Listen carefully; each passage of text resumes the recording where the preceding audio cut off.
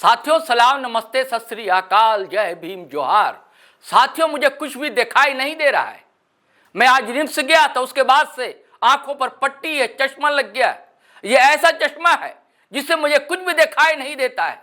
एक बच्चा मर गया बिरहोर का, 4 दिन हुए पैदा हुआ था। जन्म लेने से पहले ही उसकी सांस उखड़ गई। और क्यों उखड़ी जानते हैं? रिम्स में उसको बेड नहीं मिला।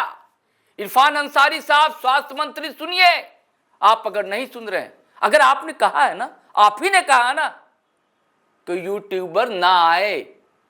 सिर्फ यूट्यूबर की बात नहीं है, आपने हम जैसे पत्रकारों को भी चेतावनी दे डाली है, जो आज यूट्यूबर को एक माध्यम बनाकर पत्रकारिता करने की कोशिश कर रहे हैं। और हम ना दिखाएं कि एक बच्चा मर गया है, हम ना दिखाएं कि एक मां तड़पती रह गई। रात पहुंची थी 10 बजे कार्डियोलॉजी के इमरजेंसी में, और कोई डॉक्टर नहीं था, और नर्स जो है आराम फरमा रही थी। मंत्री महोदय, आप यही चाहते हैं ना, हम ये सब ना दिखाएं? पलामू के अस्पताल का क्या हाल है वो भी ना बताएं, धनबाद का क्या हाल है अस्पताल का ये भी ना बताएं, लोहनगरी जमशेदपुर में क्या हो रहा है वो भी ना बताएं। इसलिए हमने चश्मा लगा लिया कि मुझे कुछ भी दिखाई ना दे। मैं नाबीना हो गया, नेत्रहीन हो गया हूं, क्योंकि आपका ही आदेश है महोदय कि कोई भी देखे ना देखेगा ना बताएगा। हम लोग ना देखेंगे और ना बताएंगे, क्योंकि आपकी पाबंदी है, आपकी बंदिश है कि यहां कोई भी यूट्यूबर ना आए। सवाल सिर्फ यूट्यूबर का नहीं है, आप घबराते हैं सच्चाई से, आप घबराते हैं कि लोग हकीकत ना दिखाएं, ना बताएं, वो चेहरा ना बताएं जो बदनुमा है, वो चेहरा ना बताएं जिस पर दाग लगा हुआ है। अरे भैया, यहां तो एक पार्टी भी है ना कि वॉशिंग मशीन है, तो आप भी कुछ वैसा उपाय कर लीजिए, कोई मशीन एक पैदा कर लीजिए अपने पास में कि भैया उसमें आ जाए लोग, सारे दाग जो हैं सब कुछ मिट जाए। तो भैया कई लोग देख रहे हैं कि डिनर दे रहे हैं दिल्ली में, जो पत्रकार हैं, यूट्यूबर और पत्रकारिता कर रहे हैं, वैसे लोगों को भी डिनर दिया गया है। तो आप भी कोई डिनर न दीजिए ऐसे पत्रकारों के लिए, कुछ अपने पत्रकार बना लीजिए मंत्री जी। तो फिर वो नहीं दिखाएंगे फिर, लेकिन हम लोग तब भी दिखाएंगे, क्योंकि हमारा फर्ज है, हमारी ड्यूटी। पत्रकारिता ऐसे ही नहीं चौथा स्तंभ कही जाती है। और अब पत्रकारिता हो कहाँ रही है, सच लोग बताते कहाँ हैं?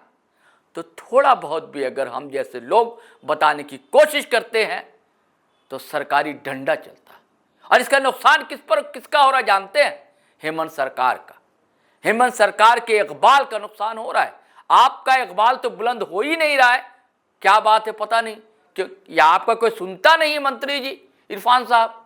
क्या कारण है? कि देखिए, पिछली घटना हमने आपको वीडियो दिखाया था कि एक पत्रकार मां को लेकर जाता है और डॉक्टर नहीं मिलता, अंततः उनकी भी जान चली जाती।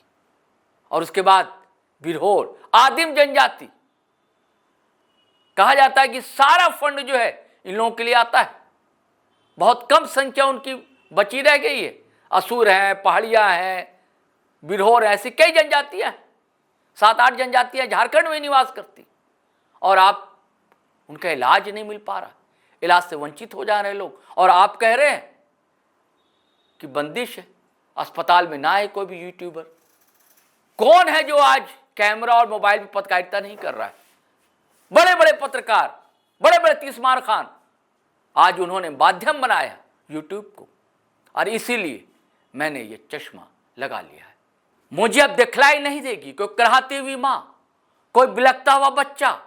अब इस बच्चे को देखिए, अभी किलकारी गूंजी ही थी आंगन में उस बिरहोर के, और वो बच्चा बीमार हुआ, पता नहीं क्या फंगस हुआ, क्या हुआ, क्या इन्फेक्शन उसे हुआ, और सिंहभूम से उसे रांची क्यों आना पड़ा? सवाल इसका भी है ना, क्या कोई अस्पताल नहीं था सिंहभूम में? ये जमशेदपुर में एमजीएम अस्पताल है, वहां की स्थिति अच्छी नहीं थी क्या, या उसको वहां भी दाखिला नहीं मिला और मजबूरन वो यहां आना पड़ा? तो आप तो अस्पताल की व्यवस्था पहले दुरुस्त कीजिए ना, चाक चौबंद कीजिए ना। सिर्फ कहने से तो बात नहीं बनती ना, कथनी और करनी में साहब फर्क करना पड़ता है। फर्क कीजिएगा तभी आपका इकबाल भी बुलंद होगा इरफान साहब। सिर्फ शाब्दिक जाल बिछा देने से ना जनता समझ जाती है, उस जाल में फंसने वाली नहीं है। हर कोई को पता है कि ये पॉलिटिक्स है ना, जी का जंजाल होती जा रही है। लेकिन वही पॉलिटिशियन जब सरकार में शामिल होते हैं और ये जनता ही वोट देकर उन्हें वहां भेजती है, तो एक उम्मीद होती है, एक आस जगती है कि नहीं सवेरा आएगा। लेकिन नहीं, ये तो अंधेरा है। आप देख रहे हैं ना चश्मा हमारे आंखों पर।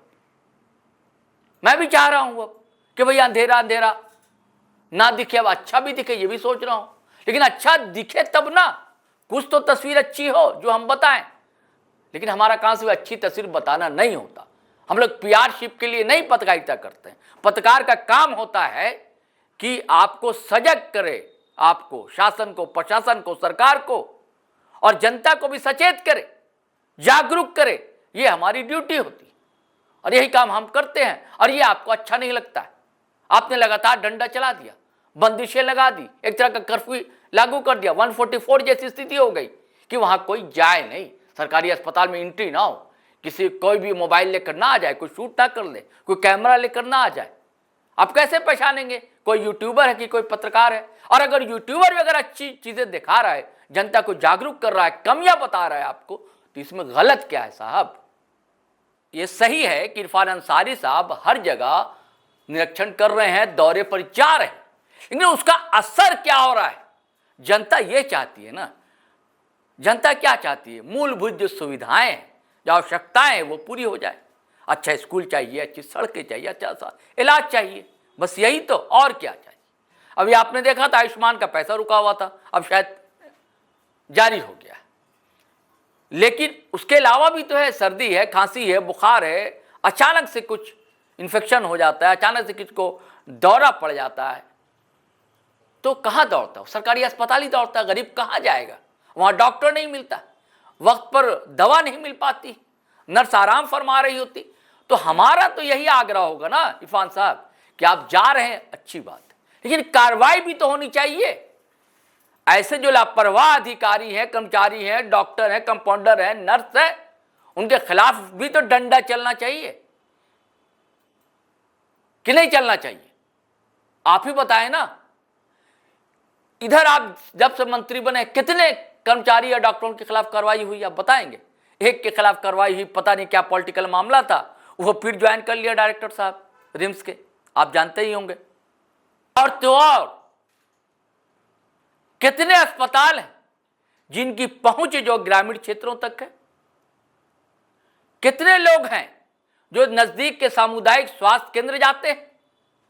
ये तस्वीर आप देख रहे हैं साथी, झारखंड की तस्वीर है। और ऐसी कई तस्वीरें सामने आती हैं, खाट पर एक महिला को ले जाया जा रहा, तड़प रही है। क्या स्थिति होती है वो मां समझती है जब 9 माह शिशु को गर्भ में रखती है, और जब परसों पीड़ा होती है। ऐसे ही नहीं मां को महान कहा गया, हर की मां होती है। तो इसकी व्यवस्था क्या होगी, इस पर ध्यान आपका नहीं गया। और ये किसने दिखाया था ये तस्वीरें?